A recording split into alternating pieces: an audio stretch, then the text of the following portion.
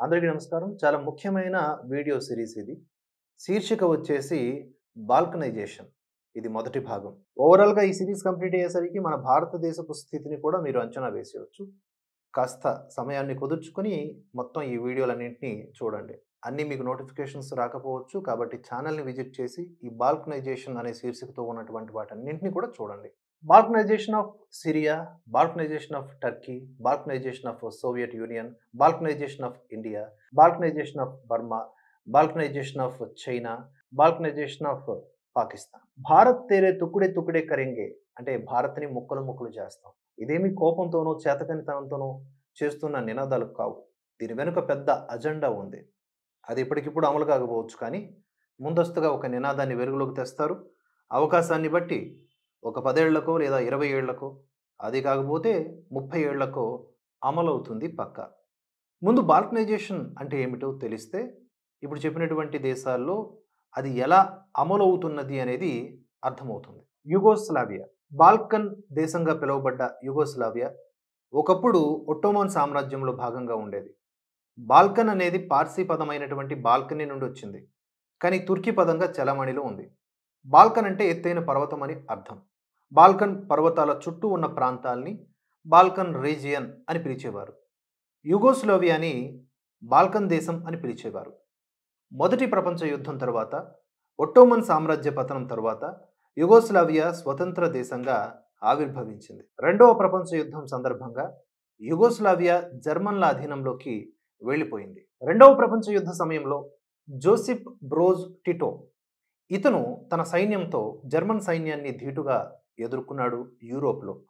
రెండవ ప్రపంచ యుద్ధం తర్వాత 1945 నుంచి 1963 వరకు యుగోస్లావియా ప్రధానమంత్రిగా పనిచేశాడు ఇతడు. 1963 నుంచి 1980 వరకు అంటే టిటో చనిపోయే వరకు కూడా అధ్యక్షుడిగా పనిచేశాడు. యుగోస్లావియా మన దేశం లాగానే భిన్నమైన జాతులు, భాషలు, సంస్కృతులతో కూడి ఉండేది. జోసిప్ బ్రోజో టిటో తన జాతీయవాదంతో దేశ ప్రజలందరినీ ఒక్కతాటిపైకి పాలించాడు. 1980లో టిటో మరణించిన తర్వాత యుగోస్లావియా దేశం ముక్కలు చెక్కలైంది. టిటో ఉన్నంత వరకు అందరూ కలిసిమెలిసి ఉన్నవాళ్ళు కాస్త టిటో లాంటి జాతీయవాద నాయకుడు ఎవరూ లేకపోవడం వలన జాతుల మధ్య వైరం ప్రబలి దేశం ముక్కలైపోయింది. ప్రస్తుతం బాల్కన్ కంట్రీస్గా పిలువబడుతున్నటువంటి దేశాలు 1980 వరకు కూడా యుగోస్లావియాగా పిలువబడ్డ దేశంలోనివే. స్లోవేనియా, క్రొయేషియా, బోస్నియా మరియు Herzegovina, Montenegro, Serbia, Kosovo, Albania, North Macedonia, Greece, Bulgaria. 1981లో ఎవరికి వారు తమకి స్వతంత్ర దేశం కావాలని పట్టుబట్టడంతో మొదలైనటువంటి చిన్న చిన్న ఉద్యమాలు చివరికి భీకర యుద్ధాల తర్వాత చిన్న చిన్న దేశాలుగా విడిపోయింది యుగోస్లావియా. కొన్ని గ్రూపులకి అమెరికా, జర్మనీ ఆయుధాలు అందిస్తే మరికొన్ని గ్రూపులకి సోవియట్ యూనియన్, చైనాలు ఆయుధాలు ఇచ్చాయి. అక్కడ కమ్యూనిజం ఉండకూడదు అని అమెరికా కుట్రలు పన్నింది. అమెరికన్ డీప్ స్టేట్ ప్రభావంతో అక్కడి జాతుల మధ్య జరిగిన యుద్ధాల మీద తప్పుడు వార్తలు ప్రచురించాయి ప్రింట్ మీడియా. నిజంగా జాతుల మధ్య పోరాటమే జరిగిందా? ఒకసారి యుగోస్లావియాని పరిశీలిస్తే అక్కడ 3 మతాలు కనిపిస్తాయి. ఆర్థడాక్స్ క్రైస్తవులు, క్యాథలిక్ క్రైస్తవులు మరియు ఇస్లాం. ఈ 3 మతాలే కనిపిస్తాయి. ఒక్క రొమానియాలో మాత్రమే జిప్సీ ప్రజలు ఎక్కువగా కనిపిస్తారు. వీళ్ళు దేశ దిమ్మరులు, కానీ 10వ శతాబ్దంలో భారత్ నుంచి యూరోప్కి వలస వెళ్ళినటువంటి హిందువులు. కొందరు జిప్సీలు ఇప్పటికీ హైందవాన్ని పాటిస్తూ ఉంటారు అక్కడ. కానీ జిప్సీలని యూరోప్ ఇప్పటికీ స్వీకరించలేదు. సందర్భం వచ్చింది కాబట్టి ఒక విషయం ప్రస్తావించాల్సిన అవసరం ఉంది. ప్రతి 4 ఏళ్లకు ఒకసారి మహారాష్ట్రలోని నాగ్పూర్ దగ్గర ప్రపంచంలో ఉన్నటువంటి అన్ని దేశాల నుంచి జిప్సీలు వచ్చి 5 రోజుల పాటు సమావేశం అవుతారు. జిప్సీ ఫెస్టివల్ పేరుతో ప్రతి సంవత్సరం స్లోవేకియాలోని బ్రటిస్లావాలో పండుగ చేసుకుంటారు. మన దేశం నుంచి కూడా ప్రతినిధులు వెళతారు. సో ఇక్కడ ఘర్షణ పడడానికి మతం కారణం కాదు. అక్కడ చిచ్చు పెట్టడానికి పనికొచ్చింది భాష, సంస్కృతి. టిటో బ్రతికి ఉన్నంత కాలం ఎవరి కుట్రలు, వ్యూహాలు పనిచేయలేదు. టిటో మరణం తర్వాత 10 ఏళ్లకు ఆ దేశం పూర్తిగా ముక్కలైపోయింది. సో ఇక్కడ ఎవరికి లాభం అలా ముక్కలవ్వడం వల్ల? టిటో మరణించే వరకు యుగోస్లావియా 6.7% వృద్ధి రేటుతో యూరోప్లో వేగంగా అభివృద్ధి చెందుతున్నటువంటి దేశంగా ఉండేది. జర్మనీ, ఫ్రాన్స్, బ్రిటన్ దేశాల సరసన. కానీ యుగోస్లావియా కమ్యూనిస్టు దేశం. టిటో చిన్నతనంలో ఆస్ట్రియా, హంగరీ దేశ సైన్యంలో సార్జెంట్ మేజర్గా పనిచేసేవాడు. మొదటి ప్రపంచ యుద్ధంలో సోవియట్ సైన్యానికి చిక్కి మాస్కోకి తరలించబడి అక్కడ కమ్యూనిజంకి ఆకర్షించబడి తరువాత యుగోస్లావియాని చేరుకొని 1918లో కమ్యూనిస్ట్ పార్టీ ఆఫ్ యుగోస్లావియాలో చేరాడు. 1980లో మరణించే వరకు తన కమ్యూనిస్టు సిద్ధాంతానికి కట్టుబడి పాలన చేశాడు. యూరోప్లో కమ్యూనిస్టు దేశం 6.7% వృద్ధి రేటుతో అభివృద్ధి చెందుతూ పోతూ ఉంటే ఎలా? అందుకని ముక్కలు చెక్కలు చేశారు. సో ఫైనల్గా ఎవరికి లాభం అనే విషయానికి మళ్ళీ వస్తే, ఒక దేశం 10 దేశాలుగా విభజించబడితే బ్యాంకింగ్, మిలిటరీలు విడిగా కావాలి. బ్యాంకింగ్ వ్యవస్థ అనేది రోత్సైల్డ్ అనే కుటుంబం చేతిలో ఉంది ప్రపంచవ్యాప్తంగా. మాస్టర్ కార్డ్, వీసా కార్డుల ద్వారా లాభపడేది వీళ్లే. మన డబ్బులు బ్యాంకులో దాచుకుంటే సేవలు అందిస్తున్నందుకు మన దగ్గర ఫీజు రూపంలో వసూలు చేసే విధానం మొట్టమొదట ప్రవేశపెట్టింది వీళ్లే. అప్పు కావాలి అంటే సిబిల్ స్కోర్ ఉండాలి. సిబిల్ స్కోర్ కావాలి అంటే ముందు అప్పు చేసి సక్రమంగా వడ్డీ కట్టి మంచి మార్కులు తెచ్చుకోవాలి. నువ్వు అసలు అప్పు చేయకపోతే సిబిల్ స్కోర్ ఉండదు, కాబట్టి అప్పు ఇవ్వరు.